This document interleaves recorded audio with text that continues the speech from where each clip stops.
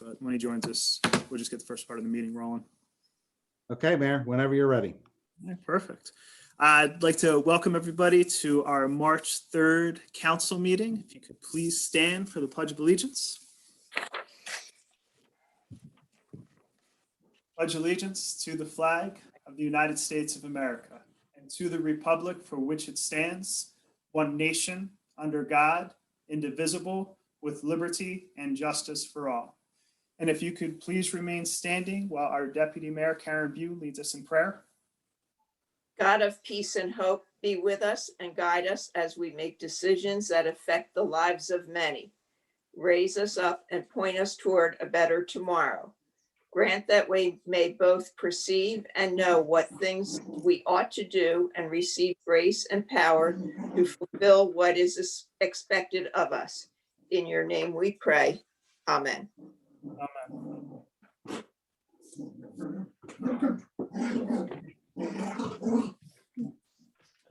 He wants my attention. He wants something that's deteriorated, or he wants If I could something just that's remind everybody to make sure that you're on mute, because if you're not muted during this part of the meeting, what happens is you guys kind of overtalk us and we can't hear what's going on. All right, Lynn, can you read the Open Public Meetings Act announcement? This is to advise the meeting notices covering this meeting have been sent and posted as required under the Open Public Meetings Act. Perfect, thank you.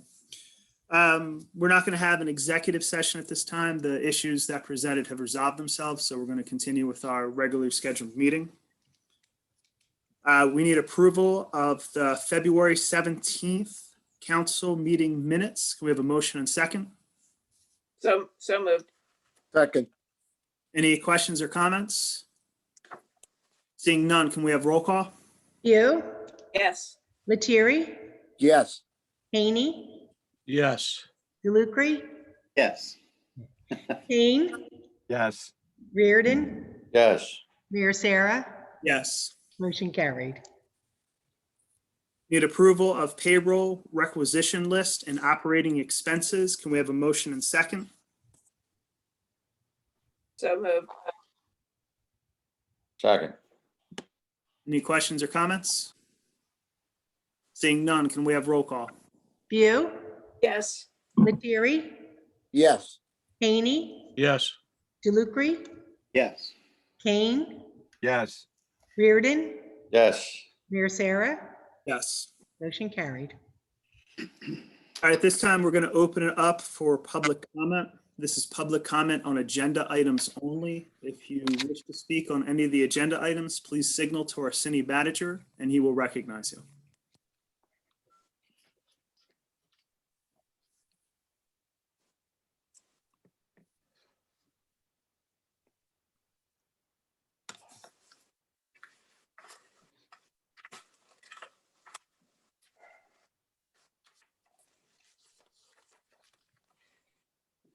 I'm not seeing anybody, Mayor. All right, perfect. At this time, we're going to close the public comment. And actually, before we go into our regular agenda, I'd like to deviate for a second. Just to take care of, we have to make a couple of appointments, and we need to make appointments for our Board of School Estimates. And on the Board of School Estimates, it's the mayor and 2 members of council. So I guess we'll need a motion and a second to appoint myself, Paul Lettieri, and Neil Kane to the Board of School Estimates. We have a motion and second. I'll make that motion. Second. Any questions or comments? All right, just before we go into the roll call, the meeting for the Board of School Estimates, I believe, is going to be 4 p.m. on March 23rd, and most likely is going to be a Zoom meeting, so we will get information on that as soon as it becomes available. All right, can we have roll call? Bew, Yes. Lettieri, Yes. Haney, Yes. DeLucre, Yes. Kane, Yes. Reardon, Yes. Mayor Sarah, Yes. motion carried. All right, so next up, we have ordinance number 2 of 2021, which is a public hearing and adoption. And this is an ordinance to exceed the municipal budget appropriations limit and to establish a cap bank. Can we have a motion and second? Second. Who made the motion? I didn't hear I'll that. make the motion. All right, Karen. All right, so at this time, we'll open it up for a public hearing. If any member of the public wishes to be heard on this issue, please signal to the city manager and he will recognize you.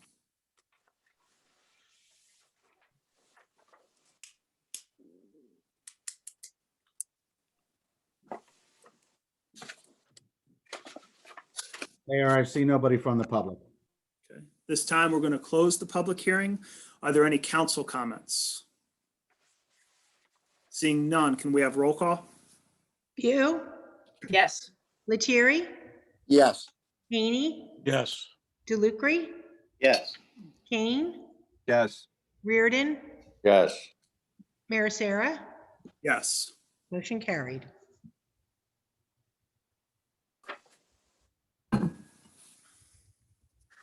We have ordinance number 3 of 2021, which is a public hearing and adoption. And this is adopting a redevelopment plan for the North End redevelopment area. Can we have a motion and second?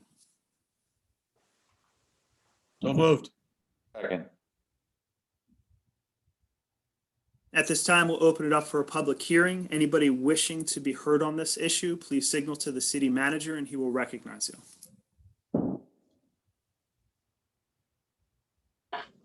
Mr. Garrison, go ahead, please. Please give your name and address. Thank you very much. Good evening, gentlemen. Thank you, and ladies. Thank you for giving us the opportunity to speak. I'm Brooks Garrison, 204 15th Street North. So I'm on the last house looking out forward, directly adjacent to this site in question. So I wanted to speak in favor of the recommendation and the adoption of this ordinance for the redevelopment zone. I did have a couple concerns that I raised with Jim earlier in an email concerning street lighting, ADA curb cuts and access, flooding at the intersection of 14th and Beach Avenue. And lastly, a consideration for the zoning perhaps for this redevelopment area for the northernmost lot to separate and install a fence that would divide the 14th Street public right-of-way from the last lot in Brigantine on that north section. That would define essentially that property owner's property and perhaps provide some much needed privacy there and access on 14th Street to the bay from Beach Avenue. So those were my comments. I appreciate your consideration and time this evening. Thank you. Yeah, absolutely. I know for the lighting, that's something I think that is a street issue. I believe there was 5 lights and you wanted to take it down to 3. Is that correct? Yes, sir. Okay. That might be something actually we can work on with your councilman, Paul Lettieri. He's a second ward councilman there, and that might be good. I don't know if the lighting is tied specifically to the redevelopment area, but it's something I think we can handle outside of that. For the curb cuts, did that have to do specifically with the site that's part of the North End redevelopment area, or was that the site, I guess, that was over, I guess, to the right of it? I think in the little map you had sent it seemed like it was a different site. Yeah, it's actually that all 4 corners in that intersection that would be affected. The redevelopment plan would improve the intersection at 14th and Beach Avenue. Okay. So that's one corner of it. And the concern really was raising the street elevation of Beach and 14th at that intersection, which has been historically prone to flooding. I know the city has excavated out the inlet and identified the end of that pipe and made an attempt to create a little swale in the marsh there to allow the water to drain out a bit. And that has had some effect. But I'm wondering if it'd be possible to consider raising that street. I know there's consideration of paving on Beach Avenue. A portion of the redevelopment area that I'm a part of, those 9 housing lot development, Gary Warner is in the process of building the last 2 homes there. And as part of that 2005 plan approval, that street gets repaved. So there's already improvements and curb work being completed all the way down 15th Street around Beach Avenue to the intersection at 14th. And then that intersection at 14th along Beach Avenue frontage, I would assume would be part of this redevelopment plan to consider perhaps raising that elevation for street flooding and then creating those handicap curb cuts at those 4 corner intersection of Beach and 14. Okay. Yeah, it's definitely something we can look into with the curb cuts. I know that's an initiative we've taken on in other areas of the city. So yeah, we're working our way through the city to bring things into compliance. So that's something we can definitely look into. I know also for the flooding in that area, it's something that's major for us is addressing the flooding. And I know that's something we're working on now to try to get that fixed. Raising the street, I have to look into that a little bit more, that there might be something more involved than just raising that part of the street. I'm not an engineer, so I don't know, but we'd have to have our engineer look at it because I don't know how that would impact the surrounding neighborhoods, because it might be more than just raising that one street. So that's something that might be a little bit bigger, but that's definitely something we can look into. Well, there's two neighborhoods directly adjacent to that, right? The one that I'm a part of with your pump house on. The other intersection, of course, is the marsh, and then this redevelopment area, and then there's the one house that's on the corner. So again, looking at it, if it was only raised 6 or 8 inches, that might be enough just to alleviate the flooding, so that, you know, it's about a foot deep on the worst case scenario. That would get at least vehicles through it. I see what you're It saying. has to get repaved anyway. So Right. prior to repaving, perhaps that can be a consideration. Okay. Yeah. I'm just taking. All right, perfect. Thank you very much. Thank you. All right, and then are there any other public comments at this time? No, Mayor, there are not. All right, perfect. We're going to close the public hearing at this time. Are there any council comments? All right, seeing none, can we have roll call? You, Yes.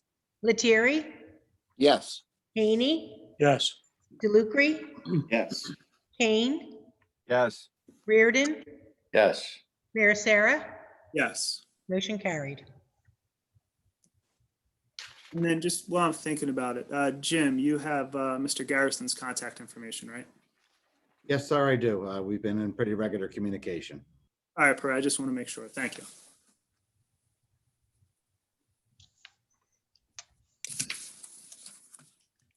All right, so we have resolution 2021-35, which is the introduction of the 2021 municipal budget. At this time, I'm going to turn it over to our city manager so he can do his budget presentation. Did we do the salary ordinance, Vince? No, thank you. I skipped over it. I apologize. That's okay. All right, so let's back up a little bit. We have ordinance number 4 of 2021, which is the public hearing and adoption for our salary ordinance.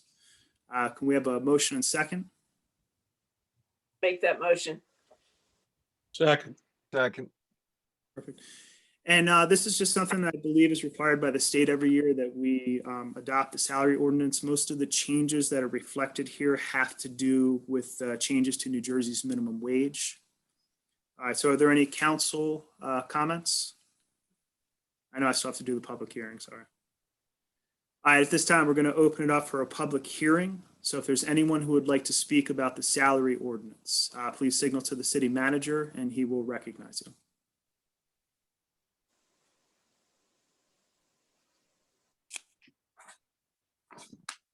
We're good, Mayor. All right, seeing that there's no public comment, we're going to close the public hearing. Are there any final council comments? Seeing none, can we have roll call? View, Yes. Lettieri, Yes. Haney, Yes. DeLucre, Yes. Kane, Yes. Reardon, Yes. Mayor Sarah. Yes. Motion carried. So now we have resolution 2021-35, which is the introduction of our 2021 municipal budget. And I will turn it over to our city manager, Jim Bennett, so he can do his budget presentation. Thank you, Mayor. This is the city manager's annual budget presentation for 2021. I'll ask you all to bear with me for a bit because there's quite a bit that we have to get through. So I ask for your patience. City manager is required by statute to deliver to the mayor and city council a budget document for the preparation of the annual municipal budget. This presentation of the budget to the governing body commences the formal budget process under the control of the mayor and city council. This open meeting allows for transparency in the process as well as an opportunity to report to the taxpayers and residents the manager's budget recommendations. In preparing this document, the CFO, Roxanne Tosto, and I have met with each department head to review their budget requests. We have reviewed each department's request and worked together to prepare and collect data for the budget document. We have worked with City Auditor Leon Costello to verify compliance with the state of New Jersey spending caps law, tax levy cap law, and other budget regulations. The city manager's proposed operating budgets are compliant with the tax levy cap law and the spending caps law. This working budget document has been prepared in the format required by the Department of Community Affairs, Division of Local Government Services, and includes the city current fund budget and the water sewer utility budget. This revised budget calendar allows for transmission of a budget document to mayor and council no later than February 26th or the next regular meeting, and introduction by March 30th and adoption by April 30th or the next regularly scheduled meeting of the governing body. I'm recommending once again this year at the conclusion of my introduction of the manager's budget that mayor and council move to introduce the budget this evening as presented. The mayor and council will have ample time to review the budget in detail prior to the public hearing and adoption anticipated on April 7th, at which time an amendment can be introduced if changes are necessary. Several years ago, the state divided all municipalities into groups for self-exam, and Brigantine was placed into Group 3. On a rotating basis, the budgets for one of the groups is reviewed by the Division of Local Government Services, the DLGS, for approval prior to council's adoption. Group 3 will be examined this year, and therefore Brigantine is subject to review. The other two groups are eligible for self-exam and adoption of the budget. All municipal budgets are forwarded to the DLGS after adoption. Since 1977, municipal budgets have been prepared in compliance with the spending caps law. Each year, municipalities are allowed to increase the budget appropriations based on a percentage index similar to the Consumer Price Index, or CPI, with certain exceptions. For 2021, the CAP's cost of living adjustment, COLA, formerly the index factor, is 1%, which limits the growth in total appropriations to 1%. However, by statute, municipalities are permitted to increase expenditures by 2.5%, up to 3.5% upon passage of an ordinance.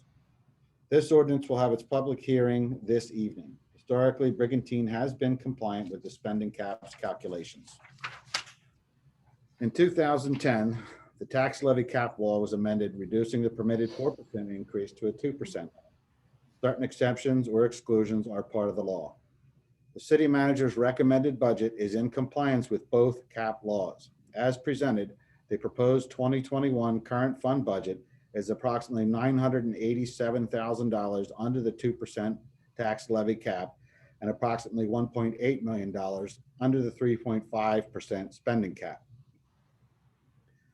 The manager's 2021 current fund budget, as presented here tonight, totals $31,917,219.06.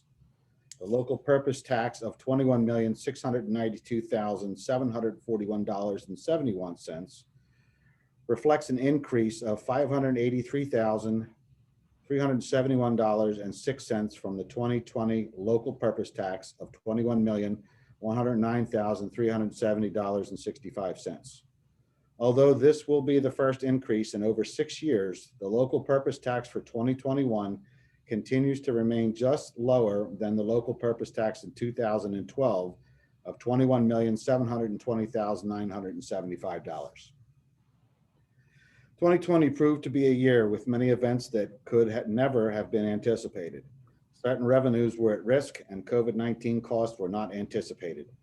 The city's long-term planning with fund balance and storm reserve helped to manage this year's events. Department heads did their very best to spend only what was necessary to run their departments. Even as we head into 2021, there are still many uncertainties facing the operation of the city. Budget revenues for 2021 have been based on the prior year's actual. The city did not elect a 3-year average calculation permitted by. I got the mic off. We believe that the revenue from prior year should be a good indicator should COVID-19 restrictions and circumstances continue throughout the year.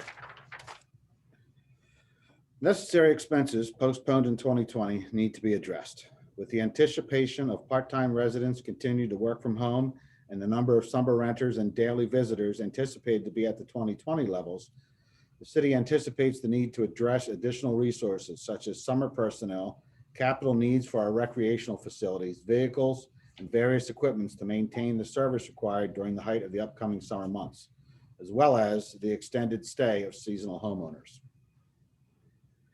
The city's percentage of tax collections continued to be strong in 2020 at 99.11%. And while it is difficult to predict the long-term effects of COVID-19 on tax collection, this budget reflects a conservative approach to anticipation of revenues. Total miscellaneous revenues without the reserve to pay bonds and notes and grants is projected to be $4,428,000 in the 2021 budget. This amount represents a net increase of $262,125 in miscellaneous revenues over the 2020 budget. The year 2020 brought many challenges and changes in the dynamics of revenue. While there were increases in beach tags, 4x4 passes, and golf course revenues, there were also decreases in other areas such as interest income, other fees, and EMS revenues. Miscellaneous revenues in total, including the reserves to pay bonds and notes, grants, and state aid, decreased approximately $571,000, mostly due to the reduction in the reserves to pay bonds and notes from the reimbursement received from the state for school construction costs in the amount of $576,000 in the prior year to offset school-related deferred charge. City state aid received is anticipated to be comparable to 2020 actual levels, reflecting a minor $8,000 decrease in the budgeted amount. The use of $3,200,000 in fund balance is $350,000 higher than the amount used in each of the last 3 years. Even considering the effects of COVID-19 and the 2020 fund balance, it was replenished with the help of cancellation of 2020 expenses, tax collection, and revenues from beach tags, 4x4 passes, and golf course revenue. As of December 31st, 2020, the unaudited fund balance stands at approximately $6.9 million, which is an increase of about $397,000 over the 2019 balance. Salaries and wages total $13,276,238. The total appropriations for salaries and wages in the current fund budget are $334,528 more than in 2020, or approximately a 2.58% increase, and includes required contractual commitments, anticipated increase in seasonal employees and minimum wage, as well as $100,000 for accumulated leave compensation. The accumulated leave reserve at the end of 2020 was $1,255,906. Other expenses total $8,123,637 and represents the OE or operating expenses from all departments along with insurance and utility costs, and reflects a minor increase of $20,372 from last year's budget. Statutory and deferred charges amount to $4,099,313, which represents an increase from 2020 in the amount of $220,631, mostly due to the rise in pension costs. Levelization of debt service continues to be an important initiative of this administration. In an effort to achieve that initiative, the 2021 municipal portion of debt is $3,754,249, which reflects an increase of approximately $177,965 from the 2020 costs and is offset by the $132,719 from the reserve to pay bonds and notes. With the anticipation that the city will continue to see more residents and continue to occupy the island for a longer duration, and the anticipation of the influx of daily summer visitors, there is the need for various capital improvements of recreational facilities and equipment. The 2021 capital budget of $525,000 reflects an increase of $450,000 over the previous year's budget. Reserve for uncollected taxes is a calculation based upon the entire levy of the city, including county and school taxes. The calculation this year remains a conservative one and is based upon the local purpose tax levy and an estimate of the school and county taxes, as well as the prior year's collection rate. The 2021 decrease is approximately $157,700, at $1,263,476.32. In summary, the manager's 2021 current fund budget, as presented here tonight, totals $31,917,219.06. It represents a conservative approach to revenue projection, includes both the increases and decreases in the respective department budgets and other operating expenses. As presented, the local purpose tax is $21,692,741.71, which is an increase of $583,371.06 from the 2020 budget of $21,109,370.65. In fact, the 2021 local purpose tax is still slightly less than the 2012 local purpose tax of $21,720,975.32. Based on the 2021 city assessed value, a penny on the tax rate equals $335,658. The proposed local purpose tax rate will be 64.6 cents per 100 of assessed value, an increase of 1.1 cents from 2020, which was 63.5 cents. A property with an assessed value of $400,000 will pay approximately $2,585.10 in local tax, which is $45.10 more for the current year compared to the last in local purpose taxes. The water and sewer utility budget is supported by the billings and fees charged for the consumption of water by individual customers. The water sewer utility, as presented, has a proposed balanced budget for 2021 and maintains a self-liquidating status. As such, any capital bond ordinances approved will not require a 5% down payment. Excuse me. The 2021 water sewer utility budget totals $6,458,355 for an increase of $95,650 over the 2020 budget, which was $6,362,705. The proposed 2021 water and sewer budget includes $508,355 of fund balance compared to $324,000 in the 2020 budget. The unaudited fund balance at December 31st, 2020 stands at $3,491,583.30 for an increase of $481,861.75 over the ending fund balance at December 31st, 2019. The fiscal objective still remains continued stabilization of the utility and its fund balance while providing extra funding for necessary infrastructure improvements. Expected operating revenues are directly tied to the anticipated expenses and the amount of revenue realized in the prior year. Salaries and wages total $1,210,000, representing a $110,000 increase from the 2020 budget and reflects required contractual obligations and appropriate allocations. Other expenses total $3,470,000, remains the same as the prior year.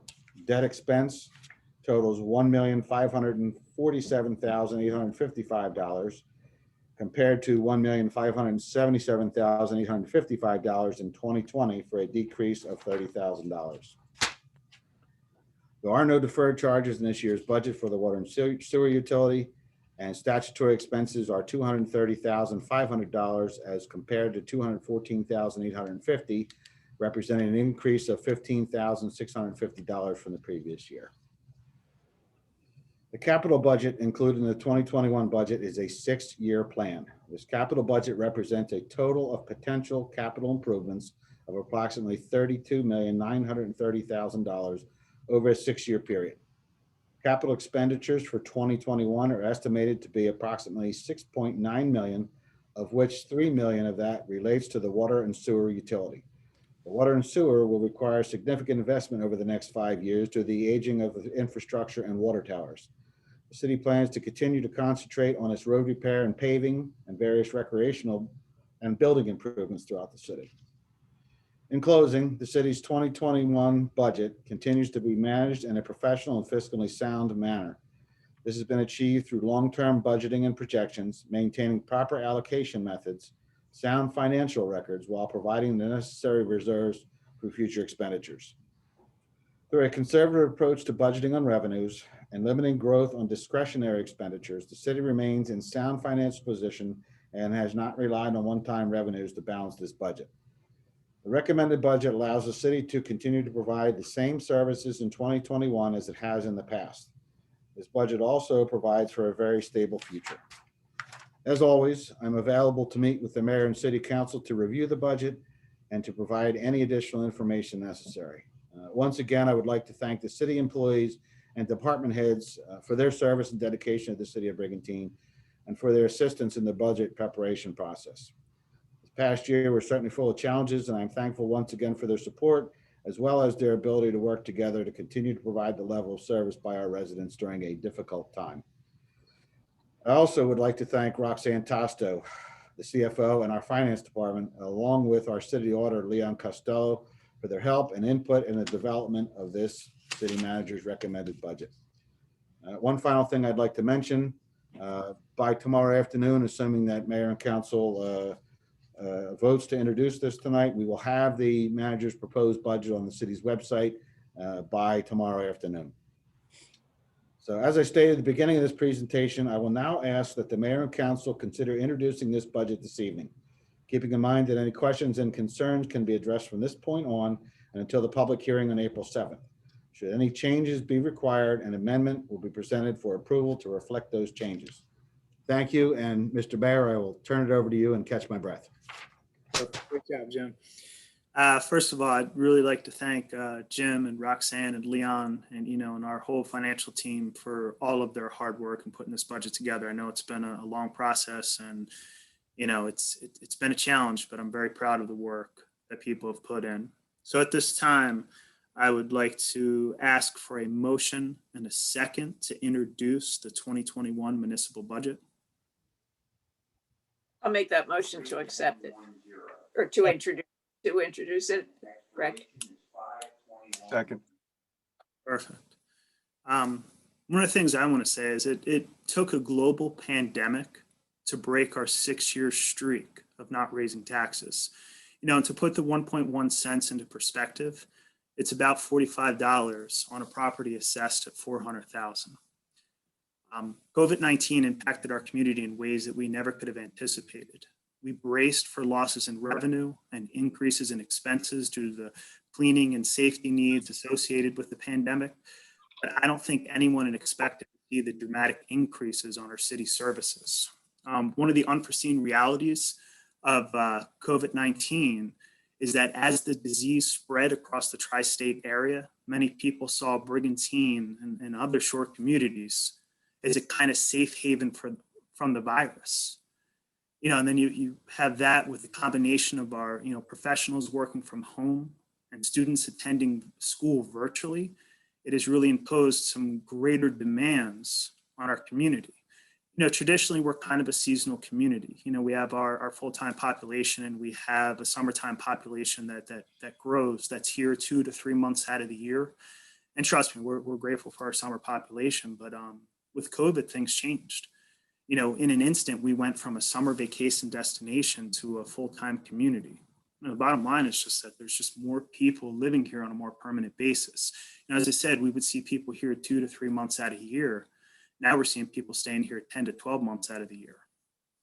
While the increased population has been great for our local economy, it has come with some added strains to the city services. We're seeing increased demands on things like trash and recycling, and also on some of our city departments like our beach patrol and our public works. And we honestly don't think that this is going to change going forward. One of the other important things too with the budget is looking at 2021 is looking also at the capital budget. We want to make some investments in the city. We need to make, as Jim had mentioned in his budget address, we want to make some needed repairs in our city infrastructure. When Mayor Andy Simpson was here, we started a major initiative to pave all the roads. And basically, I think the comment he made is, he said, we're going to pave the hell out of Brigantine. Andy definitely had a way with words, but he's right. A lot of our roads need to be repaired, but as we get into this, one of the things we notice is that a lot of our water and our sewer lines that are under those roads are original and need repairs. We've had a number of emergent repairs that have come with our sewer lines and our sanitary sewer lines. And one of the things I've kind of learned in the budget process, it is better to plan to fix things and build that as a part of your budget than to have emergencies pop up and try to pay for things or do things in emergent fashion. So that's one of the things we're looking to do. Also, our water towers definitely in need of maintenance. You can see the water tower behind City Hall. That you can see how the mildew and mold is coming up on there. And some of our water towers, we want to make sure that we keep up on the maintenance and take care of them so that we're always in a strong position with, providing good quality, clean water here in Brigantine. So we've really put in our capital budget some investments to make sure that we stay on top of these needs. Also, we look at some of the restroom facilities as we go into repaving and upgrading our pickleball and our tennis courts. We also want to make sure that we're able to upgrade the bathroom facilities that are there. As into with the beaches, one of the greatest amenities in Brigantine is our beaches. We want to make sure that we provide a positive environment for people that come. So we're looking at making those investments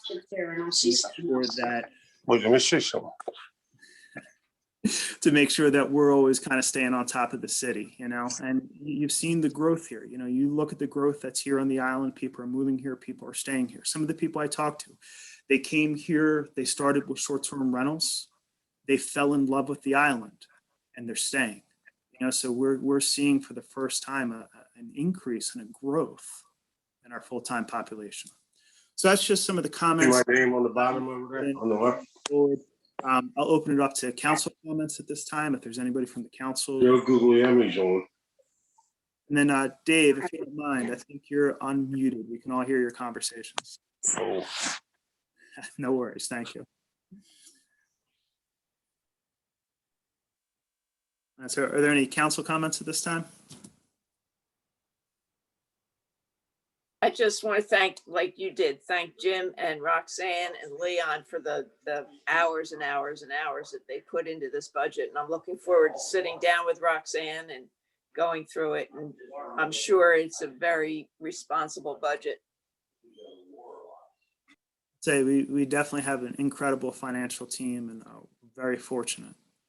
And I definitely suggest if you have the opportunity, make sure that you guys sit down with Roxanne, and I know Leon's always available and Jim, but sit down with Roxanne. She puts her heart and soul into this budget, and she can tell you every ounce of it.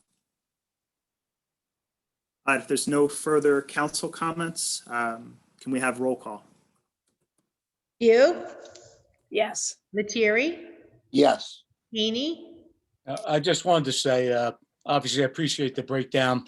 And Mayor, I was in contact with you with a few things. Just wanted to make note of that. And I vote yes. Thank you. DeLucre, Yes. Kane, Yes. Reardon, Like Karen and the mayor said, thanks to everyone, Roxanne, Leon, Jimmy, thank you. And I vote yes. Mayor Sarah, Yes. motion carried.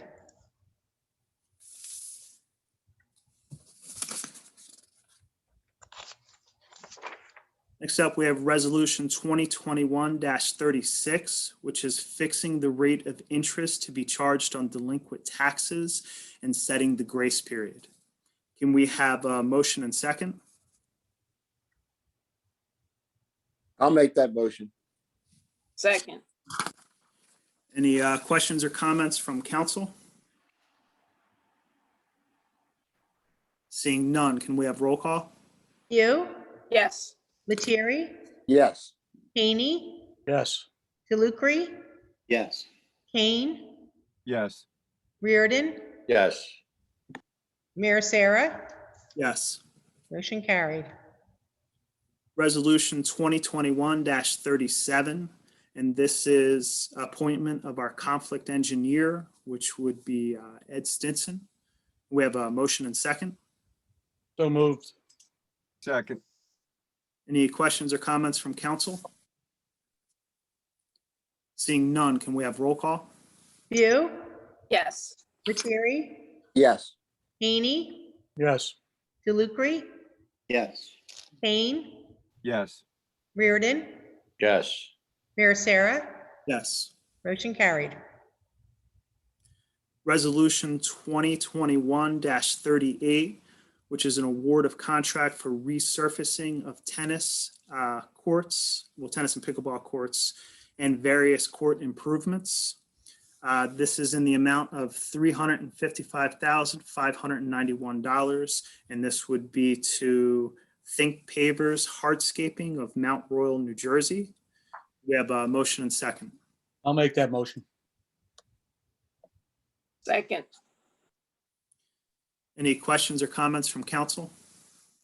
Yes, Vince, I'd just like to say that it's good to see this moving along, and obviously we've been addressing it and talking about it in the past, and being on the Recreation Committee for a number of years.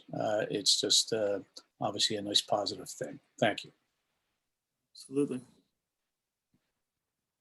And so I wanted to take a moment too to thank all our tennis and pickleball players for being patient. You know, this has been kind of a long process, and we've gone to design and had to go back to design for some changes, but everybody's been really good and understanding. And obviously with everything going on with COVID and people working from home, it has slowed a lot of work down. As Dennis said, it's really good and really positive to see this project moving forward. If there's no further council comments, can we have roll call? View, Yes. Lettieri, Yes. Haney, Yes. DeLucre, Yes. Kane, Yes. Reardon, Yes. Mayor Sarah, Yes. motion carried. Resolution 2021-39, and this is authorizing award of contract for design and construction management services.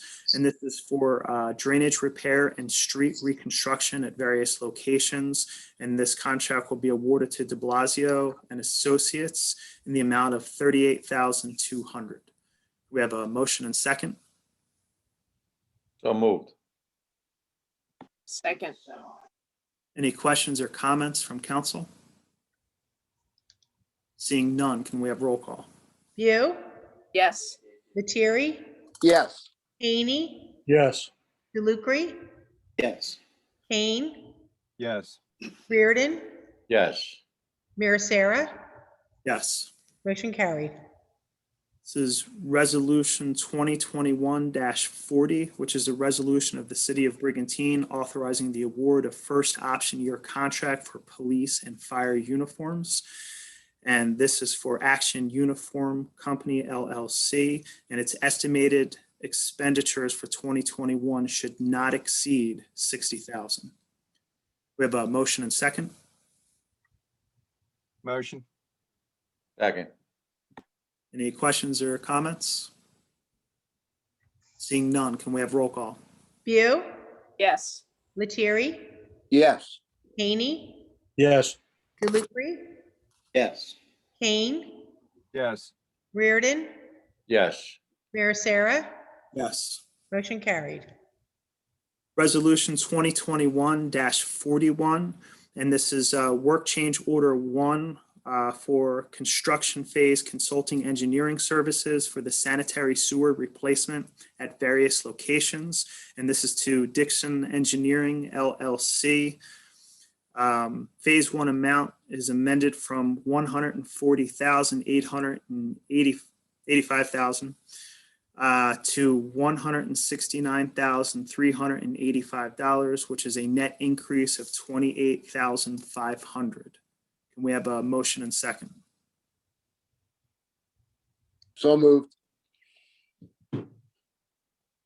Second. Then I don't know if Jim or John, can you guys give us an update on how the scope of work changed on this project? I'll let John During handle that. He can give you the particulars. Thank you, Mayor. As the project was going through, we ran into some difficulties in a few areas, and it put us back a little bit. And we had to do a little bit more designing, and that was basically the total increase that we're asking for tonight. Okay, perfect. All right. And then are there any council comments? All right, seeing none, can we have roll call? View, Yes. Lettieri, Yes. Haney, Yes. DeLucre, Yes. Kane, yes, Reardon, Yes. Mayor Sarah. Yes. Motion carried. Resolution 2021-42, which is a resolution of the City of Brigantine authorizing awarding the first option year contract for materials for the waterworks. And this is for Main and Core LP, and the estimated expenditures for 2021, 2022 one-year extension should not exceed $110,000, excluding any emergent costs or conditions. We have a motion and second. I'll make that motion. Second. Any questions or comments from council? Seeing none, can we have roll call? View, Yes. Lettieri, Yes. Haney, Yes. DeLucre, Yes. Kane, yes, Reardon, Yes. Mayor Sarah. Yes. Motion carried. Okay. Resolution 2021-43, and this is the designation of official banks for calendar year 2021. We have a motion and second. So moved. Second. Any questions or comments from council? Seeing none, can we have roll call? View, Yes. Lettieri, Yes. Haney, Yes. DeLucre, Yes. Kane, yes, Reardon, Yes. Mayor Sarah. Yes. Motion carried. Resolution 2021-44, and this is the designation of official newspaper for calendar year 2021, and this would be the Atlantic City Press, the Philadelphia Inquirer, and the Brigantine Times. We have a motion and second. So moved. I'll make that motion. Second. Any questions or comments from council? Seeing none, can we have roll call? View, Yes. Lettieri, Yes. Haney, Yes. DeLucre, Yes. Kane, yes, Reardon, Yes. Mayor Sarah. Yes. Motion carried. So resolution 2021-45, which is the ratification of the PBA contract. We have a motion and second. I'll make that motion. Second. second, Any questions or comments from council? Well, Mayor, I mean, I spoke to you. I know we were in communication about it, just adjusting just a couple things and confirming them, and everything looks real good. And I'm sure, can we have the city manager Bennett will be speaking on a little bit, I presume? We can, yeah. Just to give council a little background and the public a little background too, because I know this was sent to council. Basically, it's a 5-year deal. Works out to about 1.5% for the first 3 years and 2% for the last 2 years. I know one of the questions that Dennis had asked earlier is what the average was, and we spoke with our labor attorney, and the state average is about 2.5%. Most of the other changes were just language changes and things like that to bring it up to current speed. So that's kind of the meat and potatoes of it. If anybody had specific questions, I'm sure either myself or Jim Bennett could answer those questions. If there's no other questions, can we have roll call? View, Yes. Lettieri, Yes. Haney, God bless the men and women wearing the blue, and I vote yes. DeLucre, Yes. Kane, yes, Reardon, Yes. Mayor Sarah. Yes. Motion carried.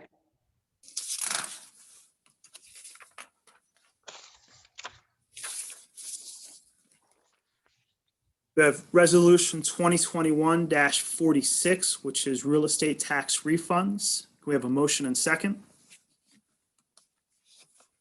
So moved.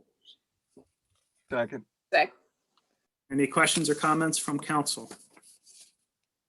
Seeing none, can we have roll call? You, Yes. Lettieri, Yes. Haney, Yes. DeLucre, Yes. Kane, yes, Reardon, yes, Mayor Sarah, Yes. motion carried. We have Resolution 2021-47, which is the CER tuition refund. We have a motion and second. so move, Second. Questions or comments? Seeing none, can we have roll call? You, Yes. Lettieri, Yes. Haney, Yes. DeLucre, Yes. Kane, yes, Reardon, yes, Mayor Sarah, Yes. motion carried. We have our consent agenda, which is a street closure request, St. Andrews by the Sea Beach Worship request, Riptide Spring Striper Derby request, Surf and Land Fishing Club fishing tournament request, and Elks Fish Fry 50/50 raffle number 927.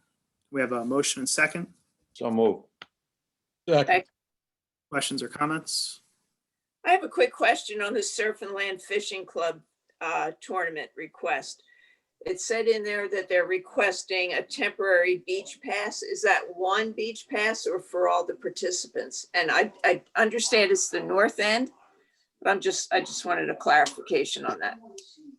Okay, so Deputy Mayor, typically what happens in these short-term tournaments, if you will, they will give all their information, the vehicle information to the police department's records clerk. She issues a 1 day, 2 day, however many days that particular one is, special event, if you will, 4x4 pass. And they will be on the north end, but they are aware that they have to watch out, number one, for other vehicles, bathers, dogs, things of the like, and that they can't go past the 1,500-foot line without a state permit. Sorry. Okay, thank you. Any other questions or comments? Seeing none, can we have roll call? You, Yes. Lettieri, Yes. Haney, Yes. DeLucre, Yes.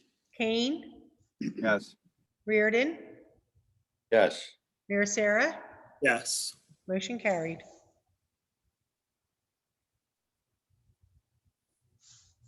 We have our council manager committee discussions. Jim, do you have anything for us? I've said more than enough tonight, Mayor. Thank you. I appreciate that. All right, then let's go to our deputy mayor and first ward council person, Karen Bew.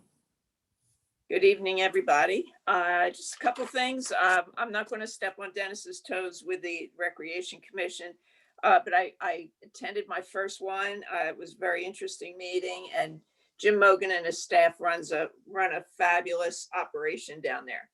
And I'd also like to thank Jim Mogan and Linda Nace for their help with us the past 2 Saturdays when we've been registering the seniors at the community center to get their vaccine. It's been an unbelievable turnout. We have been able to schedule appointments for, I'm saying, close to at least 400 people.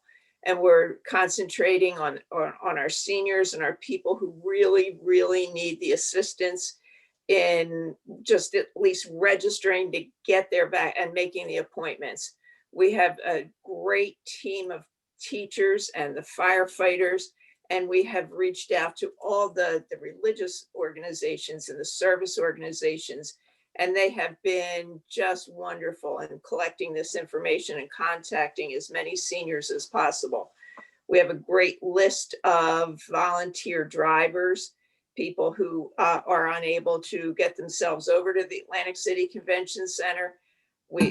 People are just saying, I'll help. It's just absolute, it's community. It's what Brigantine is all about. It just is unbelievable, the love that is being felt for everybody at this time. Also, golf course is open and with canoes and snorkels available. It is quite wet out there. although I did see some carts out there today. And the weather looks promising through the weekend and through most of next week. I'm sure there will be quite a few golfers out there. And I believe that's about it. Thank you. Oh, one more thing. We will be at the community center again this Saturday from 9 to noon. We're in the far end down by the senior center. Don't stand in line for beach badges like some people, mistakenly stood in line for a half hour waiting for the beach badge line instead of coming around to our line, which went very quickly. So hopefully we'll be able to see a lot more people and get them scheduled for their vaccine. And we are not, however, able to schedule CVS. It just is not working for us to do that because we don't want to be responsible for taking their Medicare numbers, their insurance numbers. Whereas with the Atlantic Care site in Atlantic City, we just need their name, birth date, username, password, and we can get them in. So it's all working very well. Thank you. And, as Karen thanks all of our community volunteers, our police, our fire, our teachers, everybody who's been involved in this. I also want to make sure that we thank our Deputy Mayor, Karen Pugh, for her hard work in this too. She's really, her and her daughter have been really the backbone of this operation. And really grateful for the work they're doing. I know a lot of our volunteers work at this every single day until 10, 11 o'clock sometimes. So we have some great volunteers out there. So we're really grateful for that. Let's go to our second ward, Paul Lettieri. Yes, good evening, Mayor. I'd also like to thank Karen and her team. I was witness to it on Saturday, and they did a phenomenal job. And the people were comfortable and they felt like they were getting somewhere when they walked out. And while we were sitting there were almost 50 people were given appointments. It was really something to see. Secondly, I'd like to thank you, Mayor, for explaining the tax increase. I mean, when people hear tax increase, they go, whoa, oh, here it goes. And when you start talking in millions and millions of dollars, people are at home shaking, figuring this is going to be something. And when it turns out to be approximately $45 to $50 per homeowner in that price range, it's phenomenal what we're going to be able to do with that small increase. And again, I'd like to thank you for explaining that, because I'm sure some people, when they listened to Jim, were a little bit upset as to what was going to be the outcome of that. But anyway, again, thank you. And that's all I have right now. No problem. Thank you very much. Let's go to our third ward, Dennis Haney. Thank you, Vince. Also a tip of the cap. Kudos to you, Karen, for everything down there Saturday. I was down there as well. Outstanding job. And as humble as you are, I know you didn't mention it, but I did hear from my wife that Melissa signed up, I believe, like 100 people the other day. So I know there's plenty of people out there working hard, but I just figured I'd just put that out there. So great job, Melissa, as well. Melissa was also down there Saturday. Also, regarding CER, Karen alluded to the fact that she was there. She's one of our new members there, and we had a few new members there, which was nice to see. Jim Mogan did talk about the spring schedule of events that will be coming out shortly. He addressed some of the things that were that would be going on, different concerts and things of that nature, and trips, what have you. So it's not out yet, at least it wasn't there the other day, but stop on down. I'll give everybody an update when those flyers are out. You can pick that up. And just lastly, regarding Third Ward, everything's relatively quiet. I was in communication with John Doing the other day. There was some flooding issues the other day near the residential areas near the city docks. Obviously, we had a lot of rain over the weekend, and some of those areas near the bay get hit a little bit harder. We got, I believe, over an inch of rain, I think, the one day. And on top of that, it was a full moon, so it doesn't help the drainage any. But I am working on that as well to see what we can do. And be following up with John later on that. And that's all I got. thank you very much. All right, thank you, Dennis. Let's go to our fourth ward, Rick DeLucre. Thank you, Vince. I'm going to follow up as everyone has so far, because it's really the main thing that's going on, which is, I think, the volunteer program to get people vaccinated. I'm hearing great things about it. And Vince, I want to thank you as well for acting as a liaison, getting information out. And encourage everybody who hears this, if you haven't already, do whatever you can to get registered and get vaccinated. Vaccination is the road to herd immunity, which is the road to normalcy. And it looks like the vaccine supply, from what we're now hearing, is going to be plentiful over the next couple of months. And you know, if the new projections are even close to accurate, where there'll be enough vaccine to have vaccinated all adults by, I think it was some point in May, or maybe by the end of May, that would be tremendous. It'd be even more tremendous if we were a little bit ahead of that curve, so that we can hit the summer running and, you know, go back to the way it was in the old times, 2019. Yeah. That's all I have. Thanks. Perfect. Thank you, Rick. Let's hear from Councilman at Large, Neil Kane.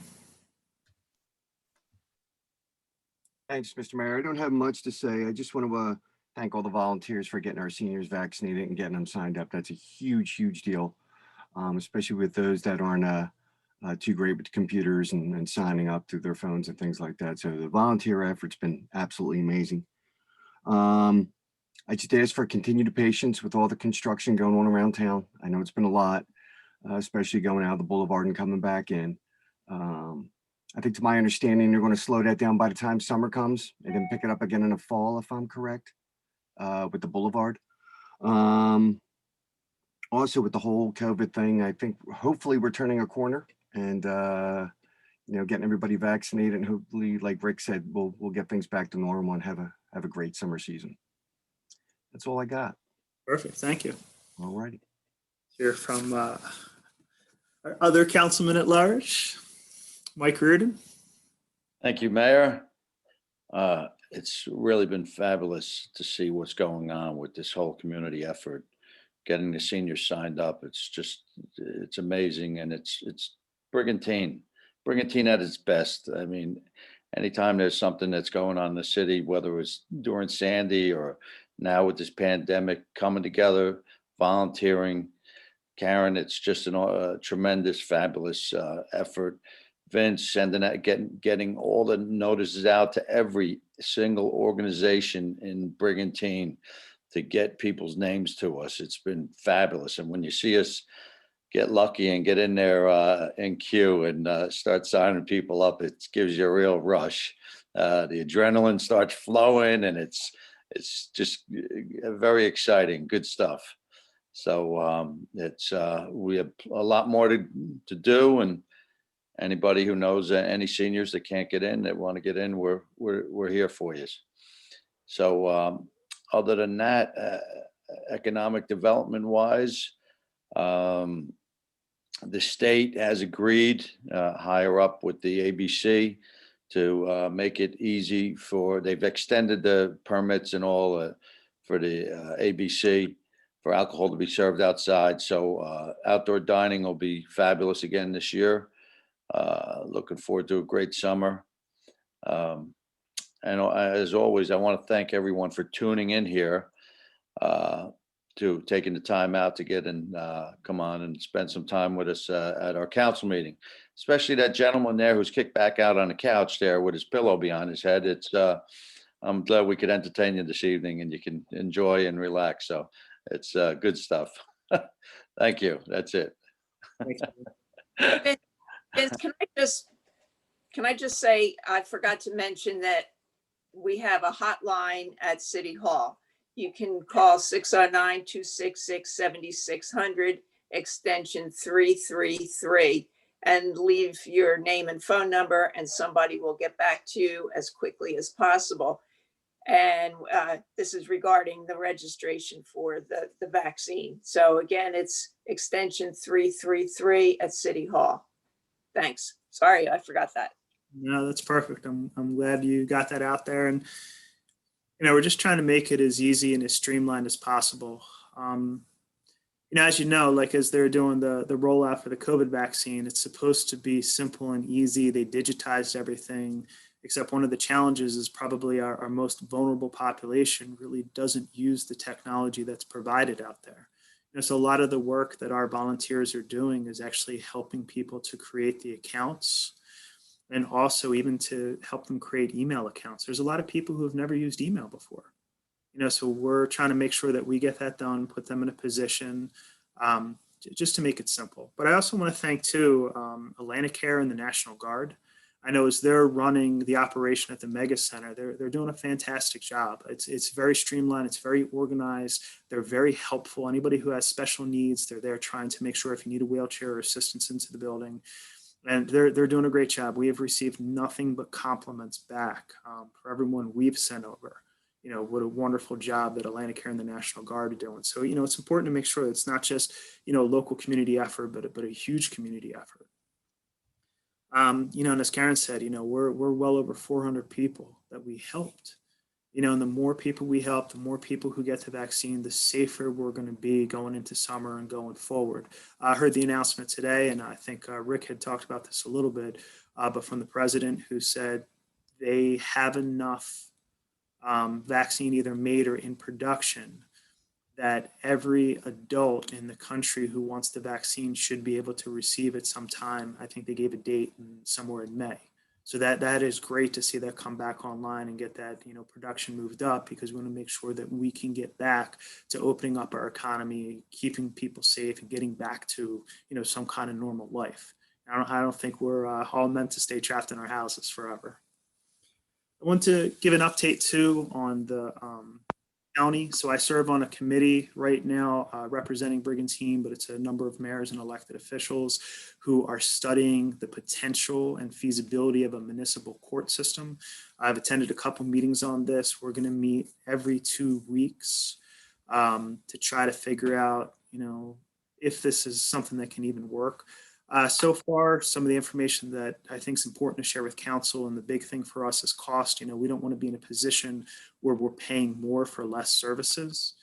At this time, there's no decision that has been made on how the cost is going to be allocated to the municipalities. And even for the cost itself, they've based the cost on 13 municipalities who have expressed some type of interest, but they haven't figured out the cost across the board. But the two things they're looking at is one way they're talking about potentially dividing the cost on usage. So it'd be percentage of cases. So they would look at, I think, at a 3-year look back over how the cases kind of fall. And then that average would be what you paid each year. The other thing they're looking at is basing it on equalized value of each community. If they base it on equalized value, so basically your rateable base, Brigantine could be in a position where it would pay a lot more for what we already have. So these are some of the things we're looking at, but again, they haven't made any final decision on that. One of the things I do like, and I do want to report back, it's been said multiple times at every meeting that no community is going to be forced into this. So you would opt in, you would sign a contractual agreement to be a part of this. So it looks as if right now, every municipality would have the option to join. One of the things that's kind of, left me with some questions is they put this out there. There's 23 municipalities in Atlantic County, and it seems that they're not including Atlantic City at this time. And I don't understand why. I don't know if it's because maybe Atlantic City has a higher use, or if Atlantic City chooses not to be a part of it and has already expressed that. But that's something we need to look into more, is why Atlantic City is not being included in that. And some of the concerns that have come up that we should think about too is transportation. So if the municipal court is no longer in Brigantine and out in Mays Landing, for people, maybe low-income families or people who don't own cars, transportation could be an issue getting out there. One of the alternatives that was offered for that is they're looking into state grants. And there's a grant, and I apologize, I don't remember the name of it, but there's a grant where they would be able to get electronic kiosks in every municipality's city hall where people could do virtual court. I know virtual court is becoming more and more of a thing. They believe they could handle 80% of the cases through virtual court. But that's something we need to look into a little bit more in the logistics of how that would work within our own municipal complex. So that's just kind of the update. As things develop or they get some more solid information on this, I'll report back to council. But I just want to kind of let you know where we were with studying the feasibility of a municipal court system. All right. At this time, we're going to open it up to public comment. So if any members of the public would like to speak on any issue, please signal to our city manager and he will recognize you. First up is Andrew. Go ahead, Andrew. Hello, everybody. I just wanted to address you all regarding the recent meeting that you had regarding the rental disputes and problems that was happening. I just wanted to follow up. Excuse me, we need to have your full name and address for Oh, the I'm sorry. record. Andrew Whitehead, 3319 Ocean Avenue. Thank you. Yeah, so I just wanted to follow up with you guys to see if there's been any progress with that situation. Have you further discussed anything regarding just any restrictions and or no restrictions or compliance issues that you've continued to see on your end? And then I had additional comments after that. Sure. We're kind of limited on what we can say at this time because it is a legal matter and a legal issue. The owner of the property has been notified of the issues, has been officially notified of the summonses. Right now, it is in the process of being worked out, I guess, between the attorneys, but the next step of that would be a hearing on whether or not the individual owner of the property will continue to have his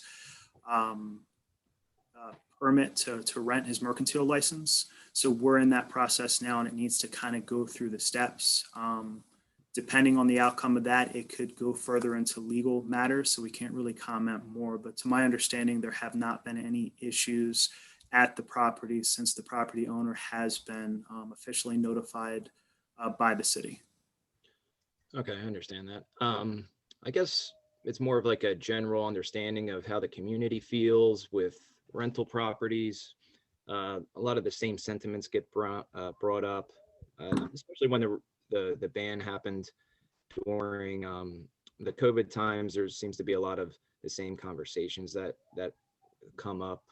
People, obviously, some people don't like, VRBO or Airbnb. I personally use both of those as well as privately. So I have my own, biases towards it.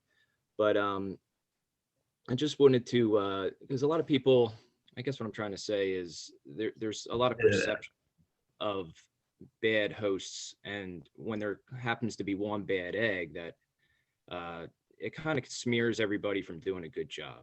And I just wanted to, before any actions were taken or you guys maybe thought of any other additional restrictions, to have maybe people that, from the other side, the homeowner that wants the good guests to come in, the families, the people that everybody in Brigantine desires, and some of the methods that we use as good hosts to, not only make sure noise disturbances are low, how to properly vet guests, and educate bad hosts, and maybe create a community where long-term residents, good hosts, and maybe those that need more education on how to be a good host, to help kind of solve some of these issues. Because I do think the city has been very good at, allowing short-term rentals to keep happening. And, I don't think maybe you guys have all information on how to actually evict or cancel bad guests in that type of process. So I guess what I'm trying to say is to have an open discussion, or if there's ways to have these discussions, not on this public forum, but a way to just make this whole system better. Because I think there's a lot of opportunity to make it better. And maybe it's a committee where, all homeowners get something, a standard where, how to properly use these platforms. Because I've dealt with a couple get bad guests myself, one recently, and I had to remove them. And that was just a very educational experience. And, you know, I wanted to do my part as a responsible homeowner, because if you don't do it, people assume that you're not taking responsibility when you have a bad guest slip through the cracks. So I just wanted to give that type of comment to you guys, that I'm a willing participant to help other homeowners, or you know, relay the proper information to neighbors. I help other homeowners rent their property as well, so I'm more of a guest concierge to make sure we vet those types of guests. So I just wanted to kind of, you know, speak to you guys and see the progress on that other property, as anytime I hear about this stuff, it just piques my interest, and I wind up tuning into one of these council meetings. So, you know, it's just my own perception, and I just wanted to thank you guys for taking the time to hear me. Absolutely. And Andrea, thank you for, you know, sharing your ideas. And that's probably part of it too, is making sure that, you know, owners out there, especially maybe new people who are getting into short-term rentals, kind of understand the process and the responsibilities. You know, just so you know too, like we're trying to find a balance between dealing with some of the homeowners who maybe aren't making the best decisions, but also not punishing the people who are doing the right thing. So that's, you know, why we're taking things through the process. It's why we have the ordinances that are in place here. It allows us to address specific instances without, you know, kind of taking blanket policies on everyone who's out there. Because you're right, there are a lot of good people who are making good decisions, who, you know, rent to families, who come in for a couple of days or for a week, you know, and that's a big part of our economy too. You know, we don't really have hotels here in Brigantine, so our tourism is based on, you know, people like you and people who, you know, do the right thing and have the short-term rentals here. So, you know, we're just trying to find that balance and work through some of this process. And as a good host, I mean, I believe I'm a good host. You know, if people give you great reviews, that's how you interpret that. I do find my own self, you know, one of the main problems that I have is dealing with a one-night stay. I no longer use them or do them anymore. It was, you know, a quick learning curve, but you know, I keep a 2-night minimum on my own. You know, I have a condo, but you know, that's something I choose to do. But it does seem, even from helping other homeowners that rent, that is kind of the sticking point, those one-nighters. Now, kind of, you do lose a little bit of people that may be good. Maybe it's a couple coming down celebrating Valentine's Day and they just want to come for the night. But those typically are the problem guests, the ones that are coming in from one night, people that are staying local or live locally but rent in Brigantine, you know, say they live in Atlantic City. So there's a lot of, you know, good points to maybe educate new people that come on the platforms that they're using. And Andrew, your 5 minutes are up. I'm sorry. okay, thank you. Thank you. I don't want to run on. Thank you very much. And you are right. Like some of the trends we've seen in some of the other municipalities is they are starting to limit 1 and 2 night stays. So it's definitely something we can look into, and it's great advice for us. Is there any other public comment? We have Mr. Raymond, Mark Raymond. Go ahead, please. Hi, I'm Mark Raymond, 5110 Ocean Drive South. I'd like to get an update on the beach access road project that's undergoing. It looks as if what happened is they removed the pump. Now that's gone, and it looks like what happened is somebody came down there and graded almost 2 feet of the land away, and then put dirt to reconstruct the road. And now there's, on the east side of the road, standing and flowing water for almost the whole length of that road. And is that water going to disappear, or are we going to have a standing water with mosquitoes this summer? What's going on with that project as far as that goes? Okay, I'll turn that one over to John Doring.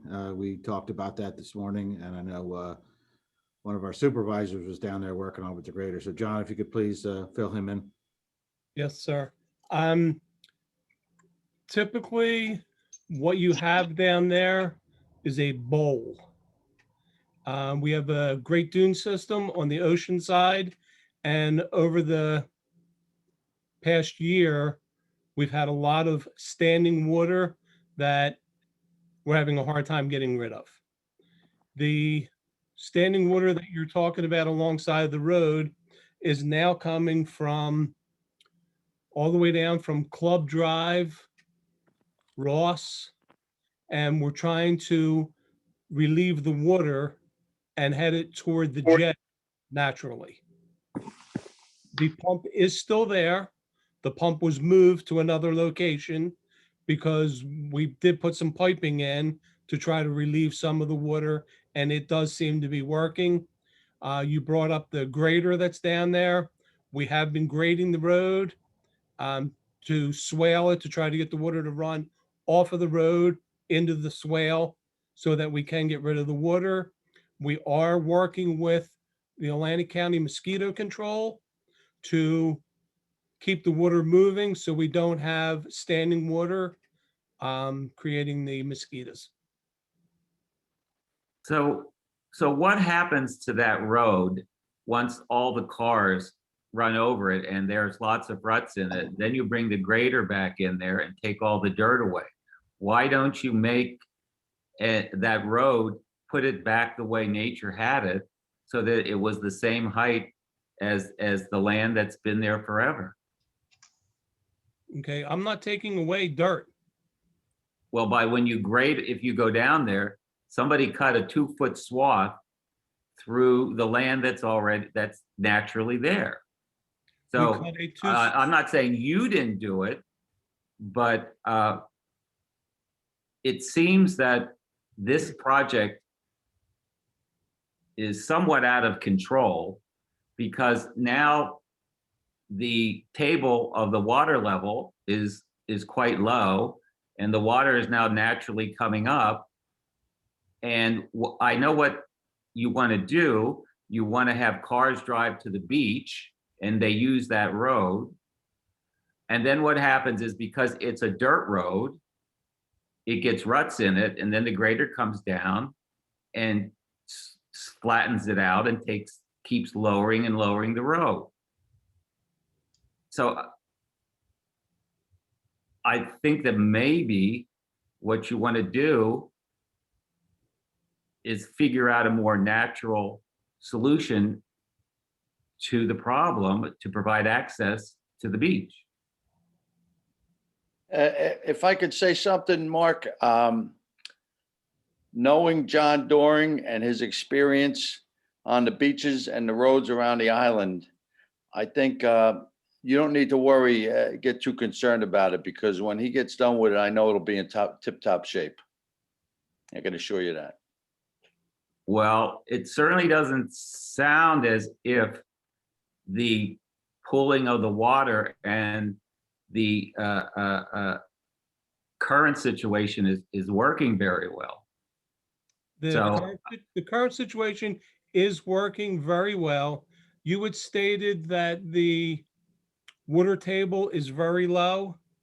The water table in Brigantine is the highest I've ever seen it.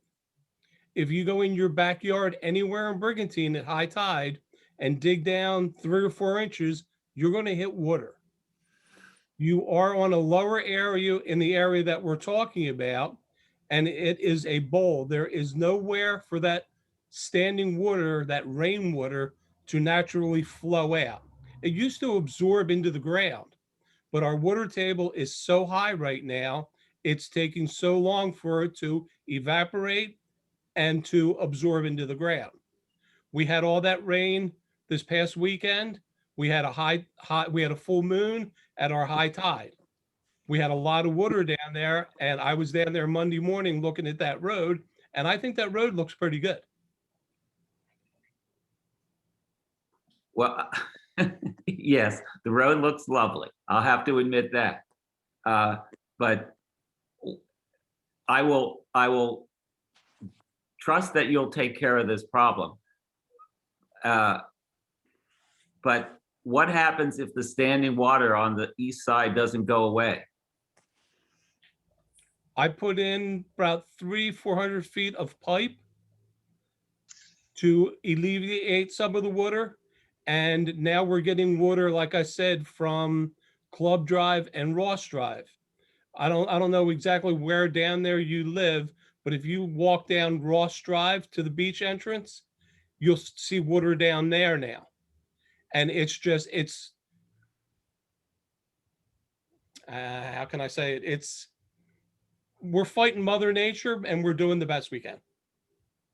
Well, all I would like to, I won't beat a dead horse, but before that road was put in and it was graded 2 feet below what Mother Nature had put in there, there wasn't any of this real problem. So I will trust Mr. Rorden to say that you know what, you have this the problem solved, and I put my faith in you. So thank you.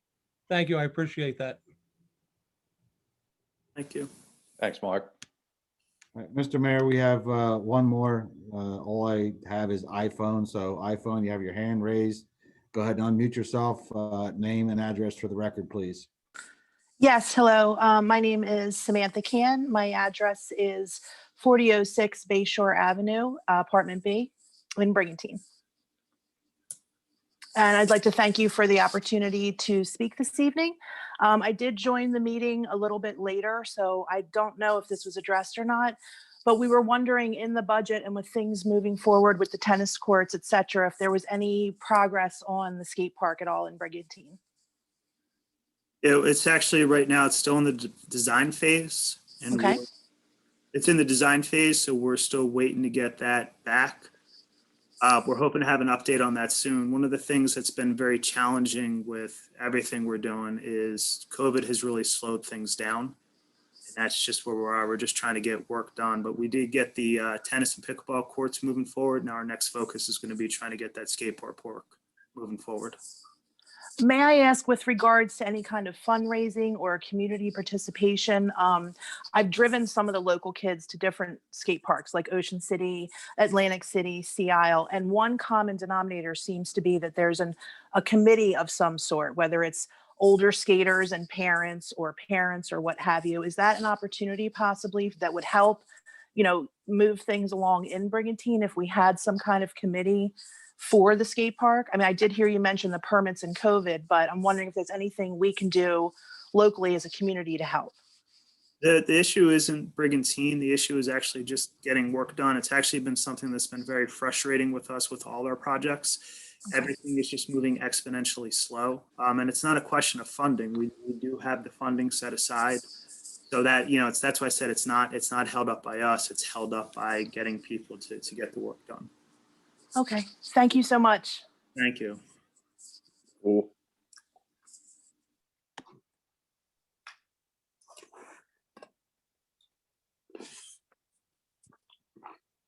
Mayor, I don't see anybody else trying to get our attention. Perfect, thank you. All right, this time we're going to close public comment. Are there any final council comments? Yes, Mayor, just a couple things. It was interesting listening to that gentleman speaking to Mr. Doring, to John.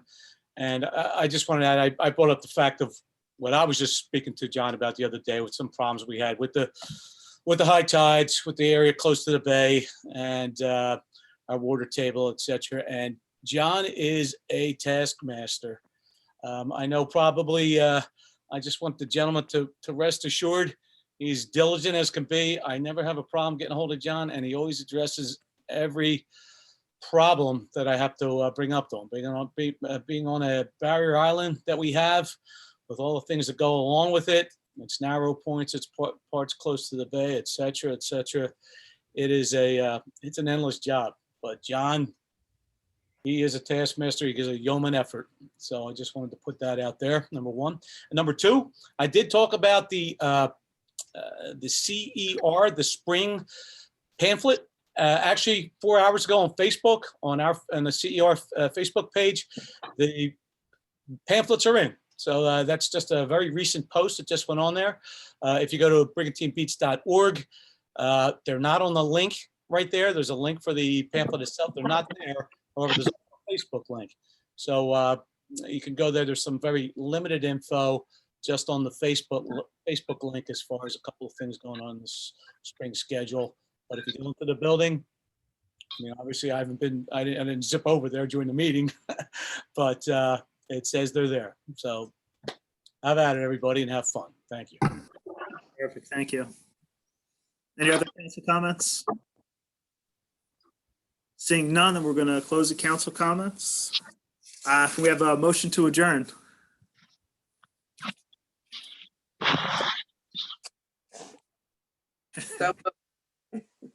Is there a second? We got a motion from Karen. Perfect. All in favor? Aye. Aye. Perfect. Aye. And I'd like to thank everybody for joining us at our March 3rd council meeting. Thank you for tuning in and watching your government at work. Bye, everybody.